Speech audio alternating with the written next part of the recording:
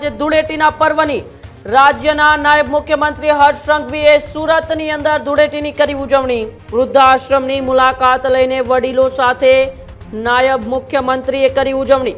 કુમકુમ તિલક કરી વડીલોને પરિવાર જેવી હૂંફ આપી હોળી ધૂળેટીની પાઠવી તમામને તેઓએ હાર્દિક શુભકામનાઓ।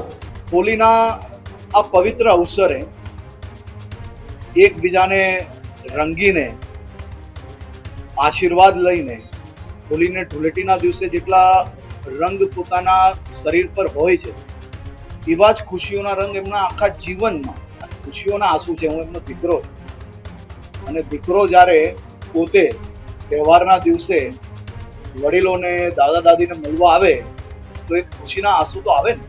ત્યારે જ ન્યૂઝરૂમ ગુજરાતની યુટ્યુબ ચેનલને સબસ્ક્રાઇબ કરો અને ઇન્સ્ટાગ્રામ અને ફેસબુક પર ફોલો કરો।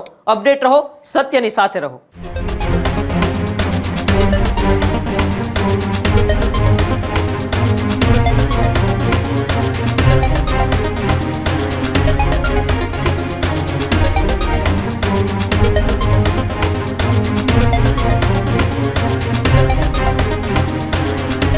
આજે ધૂળેટીના પર્વની રાજ્યના નાયબ મુખ્યમંત્રી હર્ષ સંઘવીએ સુરતની અંદર ધૂળેટીની કરી ઉજવણી।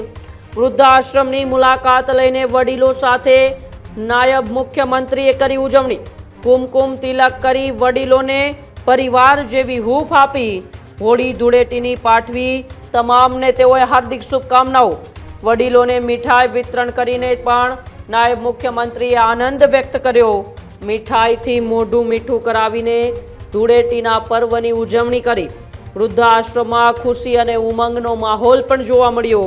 સમાજમાં વડીલો પ્રત્યેના સન્માનનો રાજ્યના નાયબ મુખ્યમંત્રી હર્ષ સંઘવીએ સંદેશ આપ્યો। ત્યારે આજે ધૂળેટીના પર્વની ઉજવણી સમગ્ર રાજ્યની અંદર એ ધામધૂમથી કરવામાં આવી। ત્યારે રાજ્યના એ નાયબ મુખ્યમંત્રી હર્ષ સંઘવી પોતાના વતન એ સુરતની એક વૃદ્ધાશ્રમમાં પહોંચ્યા હતા અને ત્યાં એ નિરાધાર, જેમનો કોઈ આધાર નથી, જેમના કોઈ એ દીકરાઓ નથી, તેવા નિરાધાર માતા પિતાઓ સાથે રાજ્યના નાયબ મુખ્યમંત્રી હર્ષ સંઘવીએ એક દીકરો બનીને એક અલગ પ્રકારની પ્રેમની હૂંફ આપીને ધૂળેટીની ઉજવણી કરી।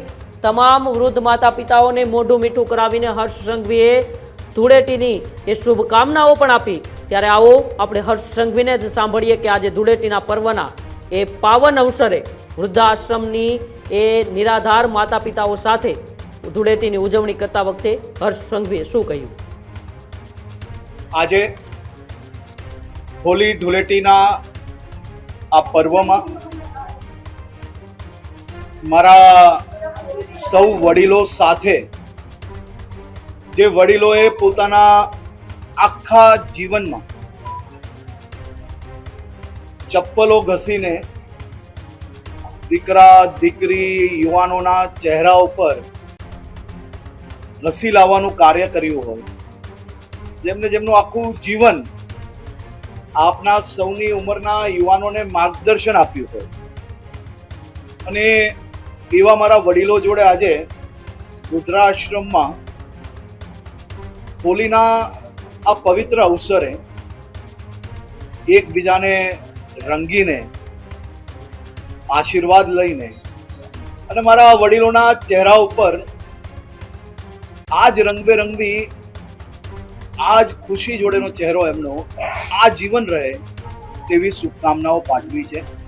તેમના આશીર્વાદ લીધા છે અને આજ વડીલોના આશીર્વાદથી રાજ્યના બધા જ યુવાનોના આખા જીવનમાં હોલીને ધૂળેટીના દિવસે જેટલા રંગ પોતાના શરીર પર હોય છે એવા જ ખુશીઓના રંગ એમના આખા જીવનમાં એમને અનેક સમસ્યાઓનો બી નિકાલ આવે અને એમના જીવનમાં આ જ પ્રકારના રંગો જોડે એમનું જીવન ખુશખુશાલ રહે તેવા આશીર્વાદ।